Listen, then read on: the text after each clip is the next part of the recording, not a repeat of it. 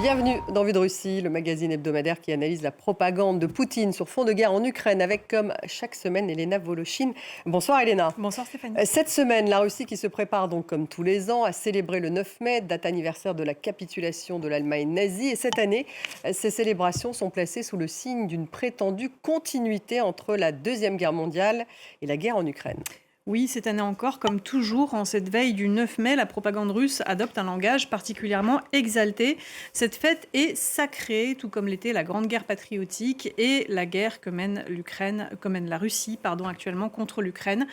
Les présentatrices des chaînes de télévision russes arborent à cette occasion d'immenses rubans de Saint-Georges, symbole à la fois du combat soviétique contre le nazisme et de la guerre actuelle. Selon la Russie, les soldats qui envahissent l'Ukraine aujourd'hui seraient eux aussi des héros, tout comme leurs grands-parents. Regardez cet extrait du journal télévisé de la première chaîne de télévision russe, Первый канал, c'était avant-hier. Nos combattants se préparent à célébrer la fête de la victoire. Sur la ligne de front, cette fête sacrée a une signification particulière. Les grands-parents et arrière-grands-parents des héros d'aujourd'hui avaient combattu les nazis sur cette terre. Et désormais, c'est comme s'ils combattaient aux côtés de leurs descendants. Sur ce canon d'artillerie, ils sont d'ordinaire 6 soldats, mais cette fois l'équipage est 2 fois plus nombreux.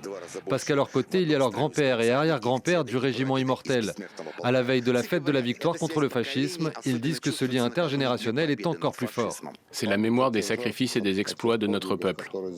Nous avons tenu et vaincu. Aujourd'hui aussi, nous ferons ce qu'il faut.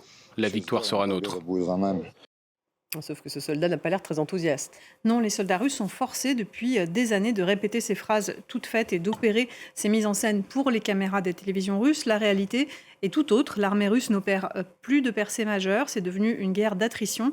Les pertes sont colossales des deux côtés. Surtout, la gestion des effectifs côté russe, elle est impitoyable. Les témoignages abondent qui racontent que les commandants monnaient la vie de leurs soldats. Ceux-ci doivent verser tout ou partie de leur solde pour éviter d'être envoyés dans les assauts. Alors, sur fond d'attaques ukrainiennes de plus en plus profondes et qui se multiplient sur le sol russe, Moscou a décidé d'annuler cette année les parades du 9 mai dans plusieurs villes et certains territoires occupés d'Ukraine.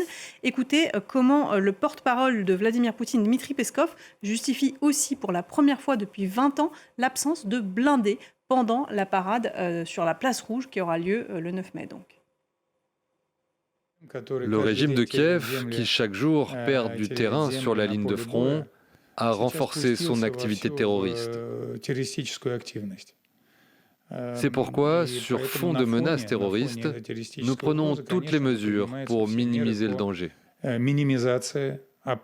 Mais la parade aura lieu, même en format réduit. Kiev et Moscou ont tous deux proposé un cessez-le-feu, Elena, mais ils ne sont pas d'accord à la fois sur les modalités et ils s'accusent mutuellement. Oui, la Russie a proposé un cessez-le-feu pour les 8 et 9 mai. L'Ukraine, elle, a proposé une trêve à partir du 5 mai, trêve à laquelle la Russie a déjà répondu par des bombardements massifs et répétés. Moscou n'en menace pas moins Kiev d'une riposte massive en cas d'attaque sur cette parade du 9 mai sur la place rouge. Dans son communiqué, le ministère russe de la Défense va jusqu'à affirmer que pour des raisons humanitaires, la Russie n'aurait jamais attaqué encore la capitale ukrainienne, mais que désormais la population civile et le personnel diplomatique devraient être évacués. Une façon de faire croire que la Russie respecterait le droit international, comme en a rendu compte la télévision russe. Regardez, c'était là aussi avant-hier. En cas de tentative du régime de Kiev de mettre à exécution son plan criminel pour faire échouer les célébrations du 81e anniversaire de la victoire dans la Grande Guerre patriotique, les forces armées de la Fédération de Russie opéreront des frappes de riposte massives sur le centre de Kiev. La Russie, malgré les moyens à notre disposition, n'avait jusqu'à présent jamais mené de telles frappes pour des raisons humanitaires. Nous prévenons la population civile de Kiev, ainsi que les employés des ambassades étrangères, de la nécessité d'évacuer la ville à temps. En Ukraine, on ne célèbre pas la victoire le 9 mai, mais le 8, comme en Europe, où l'on tente de toutes ses forces d'oublier qui a sauvé le monde du fascisme. Quoi qu'il en soit, l'avertissement au régime de Kiev est donné, et personne ne devrait douter du fait qu'il est sérieux. Les Ukrainiens ne sont pas dupes.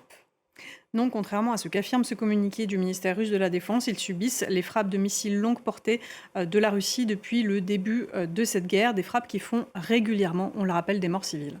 Et malgré ce contexte, la Russie tente de sauver les apparences. Oui, en cette veille du 9 mai, des festivités sont organisées un peu partout en Russie et dans les territoires occupés d'Ukraine. De jeunes couples déguisés en soldats et leurs épouses dansent des valses à Moscou. Des écoliers rendent hommage aux vétérans. Dans les écoles maternelles, de petits combattants en herbe marchent au pas, déguisés eux aussi en soldats.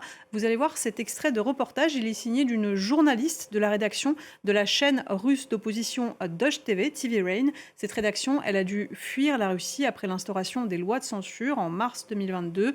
Elle est aujourd'hui exilée aux Pays-Bas, mais elle continue de suivre de près ce qui se passe en Russie. Regardez donc un extrait de leur reportage. Vous deviendrez à coup sûr de vrais patriotes de notre puissant pays. C'est ainsi qu'on célèbre le 9 mai dans l'une des écoles maternelles de la République de Sakha. Un soldat supervise une parade d'enfants déguisés en parachutistes et en infirmières. Une petite fille fait un pansement à la jambe à son camarade de classe. Aujourd'hui, nous fêtons la naissance des futurs patriotes. À la veille du 9 mai, les écoles maternelles et primaires de Russie reçoivent des vétérans, mais pas ceux de la Grande Guerre patriotique, des vétérans d'Afghanistan et de l'opération militaire spéciale. Ces célébrations du 9 mai sont devenues avant tout une vaste opération de propagande au profit de cette opération militaire spéciale de Poutine en Ukraine. Oui, et une propagande que la Russie exporte littéralement hors de ses frontières. L'un des temps forts de ces célébrations, c'est une sorte de flamme olympique de la victoire, une flamme prélevée sur le monument aux soldats soviétiques. Il est situé au pied du Kremlin. Elle est destinée, cette flamme, à parcourir 25 000 km. Elle devrait arriver jusque chez nous, en France, avec un message. N'oubliez pas, qui a vaincu les nazis et qui serait encore là aujourd'hui pour sauver prétendument l'Europe du nazisme. Regardez cet autre extrait de reportage de la première chaîne de télévision russe. Une cérémonie particulièrement émouvante. La garde d'honneur prélève un échantillon du feu éternel sur le monument aux soldats anonymes. Depuis le cœur de Moscou, cette flamme parcourra les continents. Nos délégations porteront ces échantillons en Chine, en Biélorussie, en Inde, en Mongolie, au Kazakhstan, en Ouzbékistan, au Kirghizstan, en Arménie, en Ossétie du Sud, en Abkhazie, en Tanzanie, à Chypre, mais aussi en France, en Suisse et en Allemagne. Dans les pays amicaux et inamicaux, il y aura toujours ceux pour qui cet exploit est important et immortel. Nous apportons notre grande victoire au monde entier et la victoire sera nôtre. Et que Dieu fasse qu'à leur retour, nos vainqueurs soient accueillis comme le 9 mai 1945. Et Elena, les vétérans centenaires encore en vie sont eux aussi mis à contribution pour une telle propagande. Oui, et cette perversion de la mémoire, de leur mémoire, est très triste à observer. Regardez cet extrait d'un autre reportage. Vous allez y entendre un vétéran de l'Armée rouge. À la veille de la fête de la victoire, des parades privées sont organisées pour les vétérans. Les nouveaux défenseurs de la patrie défilent sous leurs fenêtres. Ces images nous touchent au plus profond de notre âme. Une marche solennelle dans une cour d'immeuble. Le public est là, mais le spectateur principal l'observe depuis sa fenêtre. Ivan Alexeyevitch Sissoyev. À son âge, il a du mal à rester debout. Cette année, il aura 100 ans.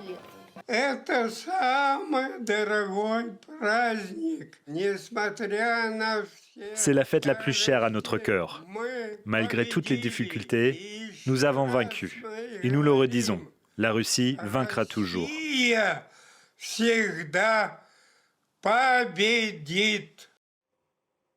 En 1944 et en 1945, Ivan Alexeyevitch Sissoyev a participé au combat pour la libération de Budapest, de Vienne et de Prague. Jusqu'à son dernier souffle, il sera convaincu qu'en Ukraine, aujourd'hui, la Russie est toujours du bon côté de l'histoire. Merci. Elena Voloshin, Vue de Russie. Et à la semaine prochaine. À la semaine prochaine.